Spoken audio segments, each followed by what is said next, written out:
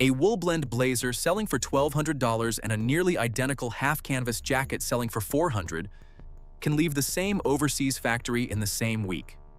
That gap has nothing to do with wool, and everything to do with how many hands, logos, and licensing agreements the garment passes through before it reaches you. Today, we're ranking 10 men's fashion brands, 5 where the price is mostly paying for the brand machine behind it, and 5 where the price actually tracks the garment in your hands. The order might not go the way you expect. In 10th place, Zara Man sets the tone for the whole avoid side, because it proves expensive fabric was never the problem, speed was. Zara's operating model, well documented in retail case studies, is built on releasing new collections roughly every 2 weeks and deliberately limiting restocks to manufacture urgency. That pace requires a manufacturing speed most quality control processes were never built to keep up with. Buyers consistently report that the silhouettes look genuinely current, but individual pieces, especially outerwear and knitwear, show pilling, seam separation, or color fading well before comparable garments from brands that manufacture in smaller, slower batches. Verdict: you're paying full mid-market price for a garment engineered to last exactly as long as the next collection drop. 9th is Express, and this one isn't a style complaint, it's a balance sheet. In April 2024, Express filed for Chapter 11 bankruptcy protection, a matter of public record, and closed more than 100 stores nationwide in the process. The mall brand pricing model that made Express a go-to for affordable work basics in the 2000s never adjusted for a retail landscape where genuinely fast, genuinely cheap alternatives multiplied online. Longtime customers have widely reported the quality of Express dress shirts and suiting declining over the past decade, with interfacing and lining now frequently described as noticeably thinner than what the brand offered 10 years earlier. Verdict: a company doesn't shutter 100 storefronts because the product held up. 8th is H&M, included specifically because its scale makes people assume its practices are proportionally more accountable. In 2019, Norway's Consumer Authority found that H&M's in-store sustainability scoring system made environmental claims about garments that couldn't be substantiated. One of the earliest and best documented cases of what regulators now call greenwashing in fast fashion. H&M has since made public sustainability commitments, but the practical issue for a men's shopper is simpler than ethics marketing. The basics are manufactured to a price point, and that price point shows up as fabric noticeably thinner than comparable garments from slower turnover brands with stitching that holds for the first several wears and grows inconsistent after that. Verdict: the sustainability language and the garment in your hand are answering 2 different questions. 7th is Boohoo, and here the story moves from quality complaint to documented labor violation. In 2020, a Financial Times investigation into the brand's Leicester, UK supply chain found workers paid well under the UK minimum wage, in conditions serious enough that Boohoo's own share price dropped more than 40% in the days following publication, and several major UK retailers temporarily pulled Boohoo products from their platforms. Boohoo commissioned an independent review that confirmed failures in supply chain oversight, and the company says its monitoring process has since been restructured. But the underlying economics that made those conditions possible, garments priced low enough to feel disposable, haven't fundamentally changed. And the quality complaints that follow thin fabric, seams that don't survive a season, remain consistent across buyer reviews. Verdict: the markup here isn't funding better materials, and for a period it wasn't funding fair wages either. 6th, closing out the avoid side, is Fashion Nova, the clearest case of a business model built entirely around velocity. The brand became a cultural force by turning around new styles in roughly 1 to 2 weeks, a pace only achievable by outsourcing heavily to Los Angeles cut-and-sew shops. In 2019, the U.S. Department of Labor investigated several of those shops and found wage violations, including workers paid far below minimum wage for garments destined for Fashion Nova's supply chain, a finding widely reported by outlets including the New York Times. Fashion Nova has denied direct responsibility, pointing to its contractors, but the structural math hasn't moved. A pricing model that depends on turning product this fast leaves very little margin for either fair labor or durable fabric. and that's exactly why buyers consistently report seams fraying after a handful of washes and synthetic blends pilling almost immediately. Verdict: the $5 difference in fabric cost is the whole story. That closes the bottom half.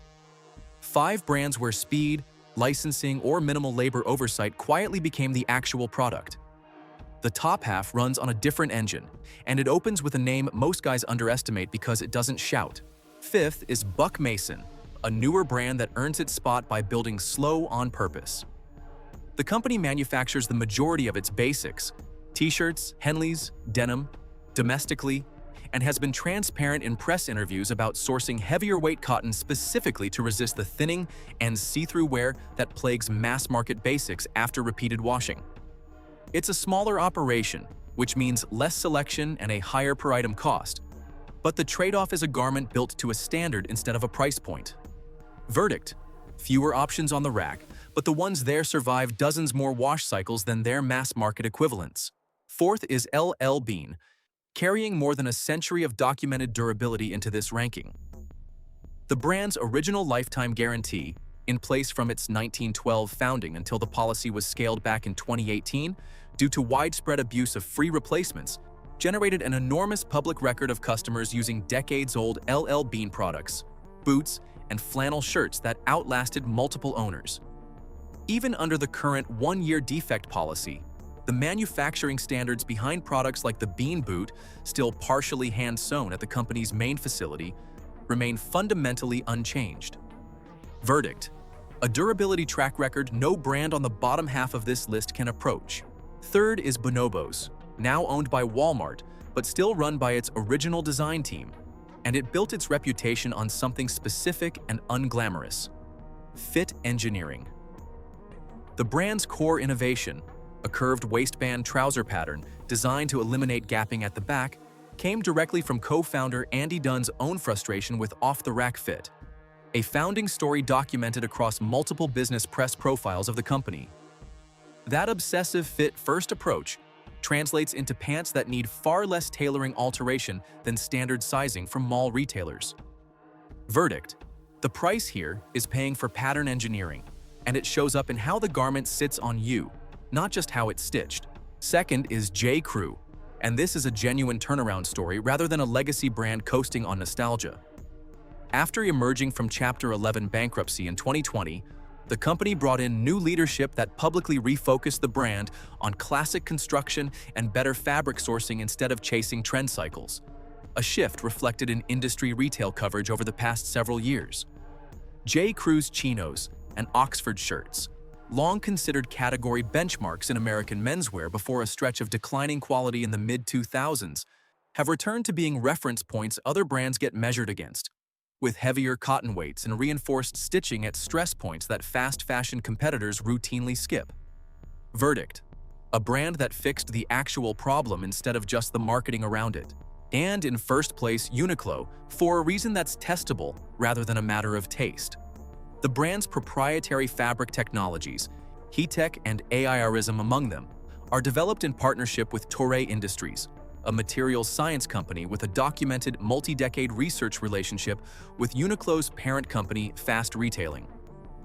That's not marketing copy, it's a verifiable industrial partnership, and it shows up in garments that hold their shape and thermal performance across repeated washing, in a way synthetic blend fast fashion consistently doesn't. Uniqlo's pricing sits close to the fast fashion brands at the bottom of this list, which is exactly what makes the comparison so damning for them. Verdict: you're not paying meaningfully more for meaningfully better engineering. You're often paying the same amount for a fraction of the research behind it. Lined up against each other, 5 criteria separate these two halves cleanly. On documented labor practices, Uniqlo, J. Crew, Bonobos, LL Bean, and Buck Mason all maintain public sourcing statements and, in several cases, third-party audits, while Fashion Nova and Boohoo have each faced formal government or journalistic investigation into their supply chains. On fabric weight and composition, the top 5 consistently use heavier natural fiber blends, where the bottom 5 lean on lightweight synthetic blends optimized purely for cost. On stitch and seam durability under repeated washing, buyer-reported failure rates cluster heavily around the fast fashion 5, particularly at stress points like inseams and cuffs. On price per wear, the bottom 5 look cheaper at checkout but frequently require replacement within a year, while the top 5, though pricier up front, are reported lasting multiple years under normal use. And on corporate transparency, the top 5 publish sourcing and manufacturing details voluntarily, while the bottom 5's practices largely came to light through investigation rather than disclosure. If you're building a wardrobe on a tight budget and you're fine replacing pieces more often, a brand like Zara Man or H&M isn't morally disqualifying. It's a trade-off you're allowed to make with your eyes open. You just have to budget for turnover instead of longevity. If you're building a smaller, more deliberate wardrobe where each piece needs to survive years of regular wear, the top 5 are where your money does more per dollar over time, even though the receipt stings more upfront. And if you're somewhere in between, the smartest move this entire ranking points to is a hybrid one. Buy your trend pieces, the things you'll wear for one season, from wherever's cheapest, and put your actual budget into the basics you'll wear every single week for years. Because that's exactly where the gap between position 10 and position 1 is widest and most expensive to ignore. What none of these 10 brands will tell you outright is that the price on a shirt has almost nothing to do with what it costs to make, and almost everything to do with how fast the company needs you to come back for another one. The next time you're standing in a fitting room deciding between the $20 version and the $60 version, run the fabric between your fingers before you look at the price tag again, because that single habit will tell you more about which half of this list that shirt belongs in than any logo ever will. If you want the exact criteria checklist used to rank every brand in this comparison, it's linked in the description below.